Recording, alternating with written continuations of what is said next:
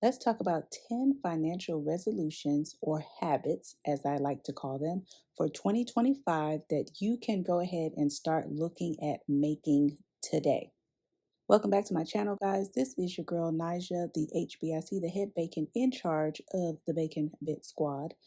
Today, I'm going to be sharing with you an article that I saw on Yahoo Finance. You can feel free to go ahead and find this article yourself if you want to deep dive into it a little bit more. And I thought that this was actually really good to help prepare us for 2025. After all, even though 2024 is zipping by and we are getting ready to be in 2025 in about 2.5 months, it's always good to start preparing for the next year now, months ahead of time, so that when that time frame rolls around, you are already ready. You already have a plan in place. You already have your goals. You already have it mapped out how you want to break down things week by week, month by month, quarter by quarter, as well as annually. So that's what we're going to look at with this particular article, just to go ahead and make sure that we are setting ourselves up for less financial stress and also to build wealth, because that is ultimately what we want to do. We want to build wealth, reduce the stress, and ultimately reduce that debt, okay, to make it none. Financial activist and influencer Dasha Kennedy. And so she swears by these financial resolutions. I'm just going to say habits throughout this article. She swears by these financial habits that she says that she's doing herself. Let's look at the number one thing here on the list. Now, I will say having a budget has really helped me. I have been budgeting for quite some years now, well over 10 years. And basically, I was forced to be on a budget or get a budget after I lost my good government job that I was making very good money, decent money from it. But then all of a sudden, I had a 2.5 day notice that I was no longer going to be working for that company anymore because the contract was not being renewed. So basically, I had to get on a budget like ASAP. Create two budgets, a monthly zero-based budget and a basic emergency budget for unexpected situations. A zero-based budget does not mean that you zero out your checking account until you have nothing in there. That basically means that every dollar is accounted for, whether it's in a spending expense category, savings category, or it's in a sinking funds or purpose funds category where you have specific things that you are saving up for each month. That just means that there is still some money there, but you have accounted for every single penny that you have. That is what a zero-based budget is. She also talks about building up or having a basic emergency fund. That is important as well. So if you are looking at eventually having 3 months of an emergency fund, you want to make sure that you set small and measurable goals and smart goals, realistic ones that you'll be able to have, create, and stick through with. Maybe your first goal is to save up $500 for your emergency fund. So when you are doing your budget, you can allocate money to your emergency fund, which can be automatically sent every single month. Take steps to manage and organize your debt, even if you can't make immediate payments. That's so important.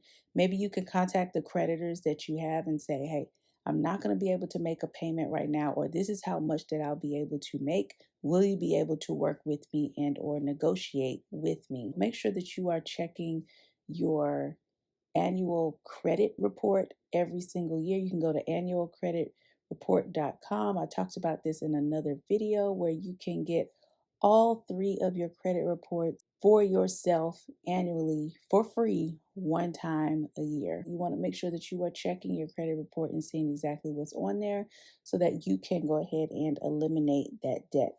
She also talks about reading something about finances at least once a day for 3 to 5 minutes. Now, this is something that I personally don't do every single day. Okay. I do read articles and I do try to make sure that I'm keeping up with things, but she's just recommending 3 to 5 minutes. I know that probably once you start reading for 3 to 5 minutes, you're going to get lost in whatever it is that you're reading, and it's going to go way beyond that time. But I understand why she says 3 to 5 minutes, because if that is all that you can give, and that's all that's realistically in your mind that you're able to do, then once you start for that 3 to 5 minutes, it will go by so quick and you won't even think anything about it. If someone was to say read for 30 minutes, you'd be like, whoa, I don't have that type of time. So I totally get it. I understand why she says 3 to 5 minutes, because likely you'll probably go over those 3 to 5 minutes. But that is some great advice. Next, she talks about keep your financial plan and path organized. So, organizing your finances helps keep you on track and get you where you want to be by letting you know where you're starting at.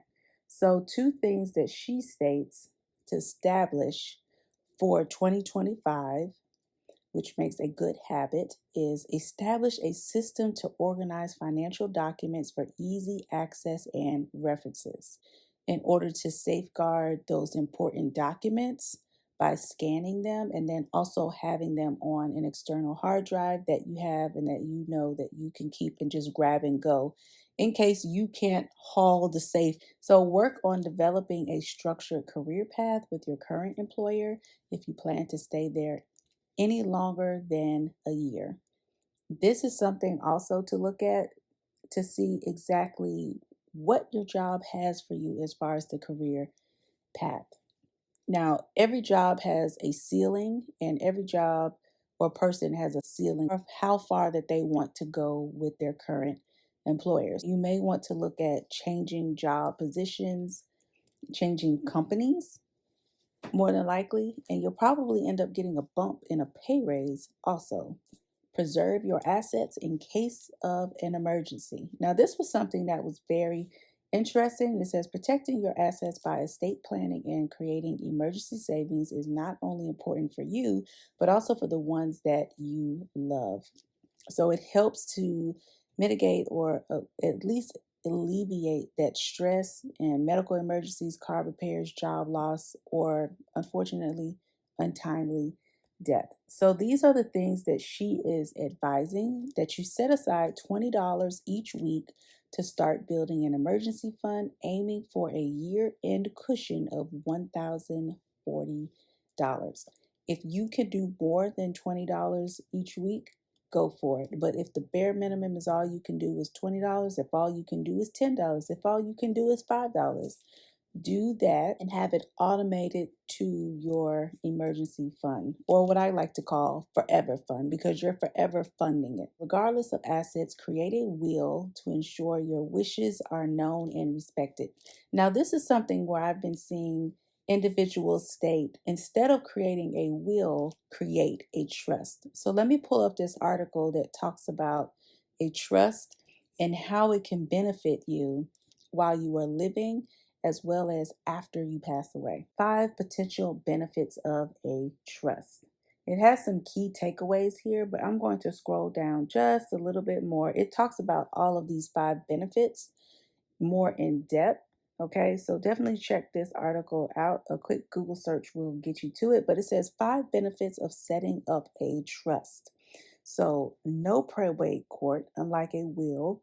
A trust stays private. 2, potential tax benefits. Assets in a trust may not be subject to estate tax. 3, specificity. You can customize how your assets will be distributed. Valid while you're living, which is number 4. Revocable trust can help during illness or disability. And then 5, flexible. You can change the terms of the revocable trust agreement at any time. So make sure definitely you look into trust and wills and see exactly which one will work for you regarding you planning for your estate. This is something that I actually need to do because when I was younger, we were always just told, get a will, get a will, get a will. But now that we're seeing that there's options and that we don't just have to get a will, but we can go with something that is going to fit our needs better and help our families for their financial future and setting them up, as well as still having control over our assets and our estates now. That's a beautiful thing. So we want to make sure that we are utilizing and looking at all resources that we can. Also, she talks about regularly review and update insurance policies, making sure beneficiaries are up to date. Now, in addition to updating insurance policies, I would say any policies that you have, any retirement accounts that you have, any savings accounts that you have, any checking accounts that you have, make sure those beneficiaries are actually updated for those accounts. I just recently had to update my account for my Vanguard account because I added in a brokerage account and I actually forgot to update the beneficiary for those. And so, because I have my funds that will be distributed out to my primary beneficiary, and then if that person is not able to get it, then it goes to two other beneficiaries. Invest in yourself and your future. Retirement may feel like a distant future, but the earlier you start saving, the more time your money has to grow. And that's so on point, guys. So on point. So she says if you haven't been contributing regularly to a retirement account, 2025 is the perfect year to change that. If you've been on the fence, if you're like, I don't know, I'm not really sure, I'm not really savvy, because I've had people say that in the comment section. I'm not really savvy about what I have with my employer. I don't really feel comfortable talking about my retirement account. I don't really understand my retirement account. This is the time to start that research. This is the time to start that research before 2025 hits. So I'm giving you some homework, all right? You need to talk with your HR department and see what your retirement account is. See if you actually have a retirement account, if they are doing some type of a 401k or some type of match for your account. What type of account is it? Is it 401? Is it 403b? Is it a 401k? Is it a Roth 401k? What exactly is it that you have, and what is your money being invested in if you do have an account, and how much do you actually have in there? Start tracking that, start talking with them, start writing down your questions so that you can ask your HR department to share that information with you so that you can become more knowledgeable for 2025 and feel much more prepared to be able to contribute, and contribute with confidence. Not just contribute, but contribute with confidence in the knowledge that you know what you're doing. Exploring monetizing at least one skill in order to create an additional stream of income. And you guys know I am all about a side hustle. Okay. I am all about a side hustle. If you have been around on my channel for quite some time, you know that I do a variety of side hustles in order to bring in extra money. And this is no different with me having this YouTube platform. I'm able to share with you all the knowledge that I have.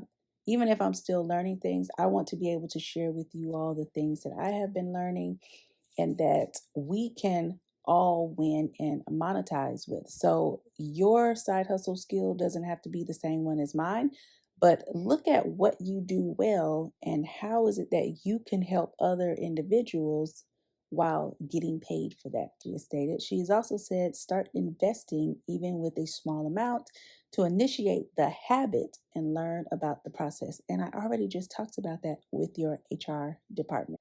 Finally, she says the bottom line is that there is no time like the present to make plans for the future. She has outlined all of these clear cut habits for 2025 that we can go ahead and start implementing right now. I think that these are some great things that she has shared with us. The goals and the plans are not too big where you can feel overwhelmed by them, but it gives you something to think about for 2025 and how you want to set up your financial future. So, guys, if you found this article to be helpful, let me know in the comments section. Are you already doing some of these things that she has stated here in the comment section? Let me know what you plan on starting to do for the month of November to get your financial situation in a better place for 2025.